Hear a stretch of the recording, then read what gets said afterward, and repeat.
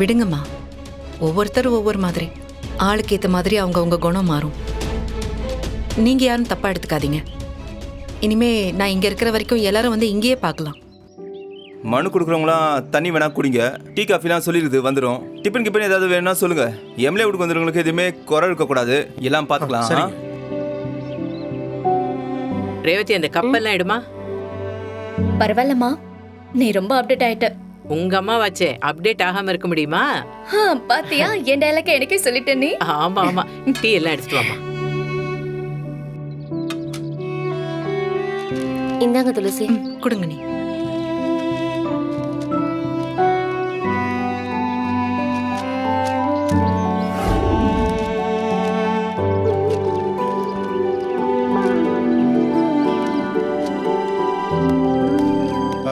வணக்கம் மேடம். வாங்க சார், எடுத்துக்கோ. சார் காஃபி எடுத்துக்கோங்க. தேங்க்யூ. தேங்க்ஸ் அண்ணி. மேடம், எம்எல்ஏ ஆஃபீஸு இப்போதான் ரெடி ஆகிட்டு இருக்கு. கூடிய சீக்கிரம் நீங்கள் அங்கே போயிடலாம் மேடம். நல்லது சார். எனக்கும் வீட்டை ஆஃபீஸாக மாத்துறதுல விருப்பம் இல்லை. இந்த மனுவை ஒரு வாட்டி செக் பண்ணிட்டு உங்களுக்கு ஃபார்வர்ட் பண்ணுறேன். அதையும் மீறி உங்களுக்கு பிரச்சனை இருந்ததுன்னா சொல்லுங்க, நான் சிஎம் கிட்ட பேசுறேன். சரியா? சரிங்க மேடம். இன்னொரு முக்கியமான விஷயம் சொல்லுங்க மேடம். இந்த சேவைக்காக பொதுமக்கள் கிட்ட எந்த விதத்திலையும் ₹1 கூட லஞ்சம் வாங்கக்கூடாது. சரியா? சரிங்க மேடம். உங்களை மாதிரி தொடர்ச்சியா எம்எல்ஏக்களும் அரசியல்வாதிகளும் ஊழலுக்கு எதிராக உருவாயிட்டா நாங்க எதுக்கு மேடம் ஊழல் பண்ண போறோம்? இனிமே எல்லாமே மாறும். நீங்க எல்லாரும் நம்பிக்கையோட இருங்க. நீ அவனை மீட் பண்ணியா? அக்கா, அவன் டெய்லி சாரி சொல்லிக்கிட்டு இருக்கான். மன்னிக்கிற தப்பாக்கா அவன் பண்ணிருக்கிறது? நீ கொஞ்சம் யோசிச்சு பாரு. இப்ப அவன் நல்லவன் மாதிரி நடந்துகிட்டா அவன் செஞ்ச தப்பெல்லாம் சரியாயிடுமா? இந்நேரம் சத்யாவை புதைச்ச இடத்துல புல்லு முளைச்சிருக்கோம்க்கா. அவன் ஒரு கலகாரன், சைக்கோ, மாறவே மாட்டான். அவன் கிட்ட பட்ட கஷ்டத்தெல்லாம் உங்ககிட்ட சொல்லும் போது அது ஒரு தகவலாதான் உங்களுக்கு தெரியும். ஆனா நான் என்னெல்லாம் அனுபவிச்சிருக்கேன், என்னால எதையும் மறக்க முடியாது. இந்த பாரஞ்சலி, நீ சொல்றதெல்லாம் எனக்கு புரியுது. அப்ப ஏதோ அவன் தப்பான எண்ணத்துல இருந்திருக்கான். ஒரு வாட்டி அவனுக்கு வாய்ப்பு கொடுத்து பார்க்கலாம்ல. அக்கா, அதுக்கெல்லாம் வாய்ப்பே கிடையாது. ஒரு 2 நாளைக்கு முன்னாடி கூட என் கண்டுபிடிப்புக்காக இன்வெஸ்ட் பண்றேன்னு செக் எடுத்து நம்ம வீட்டு கூட வந்தான். அக்கா, புது புது ட்ரிக்கா கண்டுபிடிப்பான். ஆனா நான் எதுக்குமே மயங்க மாட்டேன். இப்ப வரைக்கும் நான் ஏமாந்ததெல்லாம் போதும்க்கா. இப்ப வந்து அவன் என் கண்ணு முன்னாடி நிக்கும் போதெல்லாம் அவன் கூட வாழ்ந்த நரகமான வாழ்க்கை இருக்குல்ல, அதுதான்க்கா எனக்கு தோணுது. அஞ்சலி, அஞ்சலி, இந்த பாரு, உன்னோட வலி எனக்கு புரியுது. பிறக்கும் போதே யாரும் கெட்டவங்களா பிறக்க மாட்டாங்க அஞ்சலி. வாழற சூழ்நிலை தான் அவங்கள அப்படி மாத்தி வைக்கும்.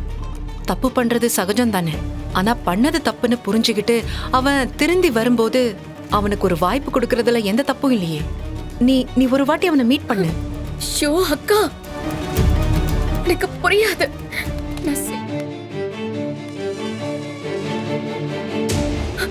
வா.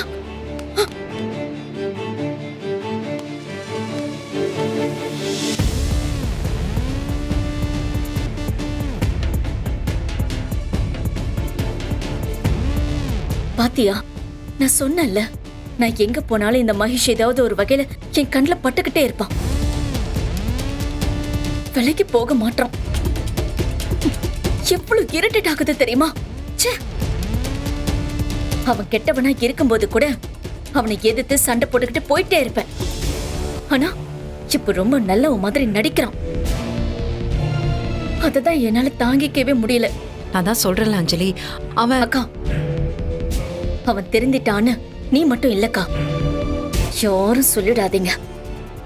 என்னால அதை ஏத்துக்கவே முடியாது. வயித்துல குழந்தை இருக்குன்னு மட்டும் தெரிஞ்சதுன்னு வை, அவ்வளவுதான்க்கா. அவன் மறுபடியும் முதல்ல இருந்து ஆரம்பிச்சிருவான்.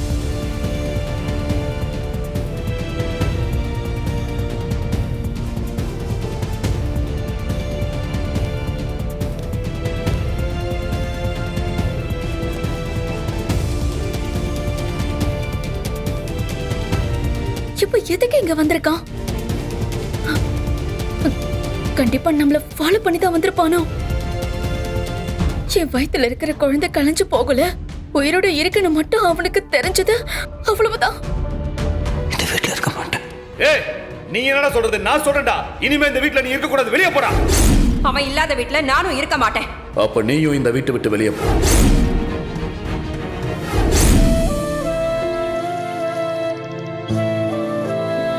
சம்மந்திமா, ஏன் இப்படி தனியா வந்து உட்கார்ந்துருக்கீங்க? இந்தாங்க காஃபி குடிங்க. இல்ல சம்மந்தி, வேண்டாம்.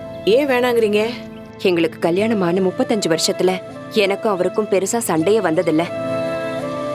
சின்ன சின்ன மனஸ்தாபம் வரும், உடனே சரியாயிடும். 2 பேரும் பிரிஞ்சு வாழ்ந்ததே இல்ல. ஏதோ ஒரு கோவத்துல கிளம்பி வந்துட்டேன்.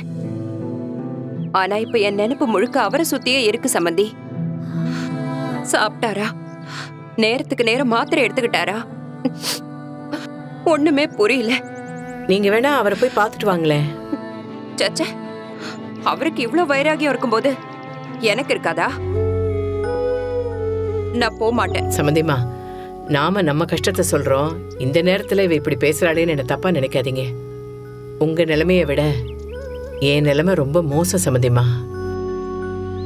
உங்கள மாதிரி தான் நாங்களும் ஒருத்தர் ஒருத்தர் விட்டு கொடுக்காம ரொம்ப அந்யோன்யமா சந்தோஷமா வாழ்ந்தோம். எங்களுக்குள்ள சண்டை சச்சரவுன்னு எதுவுமே வந்ததில்ல. ஆனா உங்களுக்காவது உங்க வீட்டுக்காரரு வீட்டுல இருக்காரு. நீங்க பேசுறீங்க, கோவப்படுறீங்க, சண்டை போடுறீங்க. நான் அவர் எங்க இருக்காருன்னு தெரியாம தவிச்சுக்கிட்டு இருக்கேன். 24 மணி நேரமும் அவரை பத்தின நினைப்பு தான் எனக்கு. உங்களை விட என் நிலைமை ரொம்ப மோசம் சம்மந்தியம்மா. கவலைப்படாதீங்க சம்மந்தி. Excuse me doctor. வாங்க அஞ்சலி. வாங்க துளசி. டாக்டர். உட்காருங்க அஞ்சலி. டாக்டர், நீங்க சொன்ன டெஸ்ட் எல்லாம் பண்ணியாச்சு. ரிப்போர்ட் செக் பண்ணுங்க. டாக்டர், என் வயித்துல குழந்தை இருக்கிற விஷயம் என் அக்காவையும் உங்களையும் தவிர வேற யாருக்குமே தெரியக்கூடாது.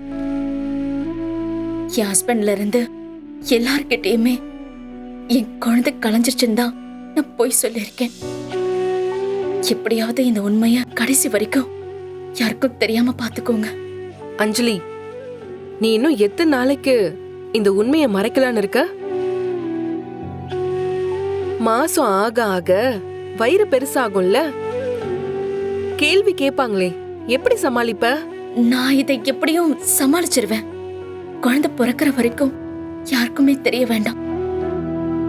நான் தான் ஏற்கனவே இதை பத்தி உங்ககிட்ட சொல்லிருக்கேன்ல. எனக்கு உன்னை பத்தி மட்டும் பிரச்சனை இல்ல அஞ்சலி. உன் வயித்தை உன்னால மறைக்க முடியுமா? பாத்துக்கோ. சரி, என்னாச்சு? இன்னைக்கு என்கிட்ட பேசிட்டு இருக்கும் போது மயக்கம் போட்டுட்டா. என்னன்னு கொஞ்சம் பாருங்க. மயக்கம்லாம் எல்லா கர்ப்பிணிக்கும் வழக்கமா வரதுதாமா. மத்தபடி பேபி ஹெல்த்தியா இருக்கான்னு தான் பாக்கணும்.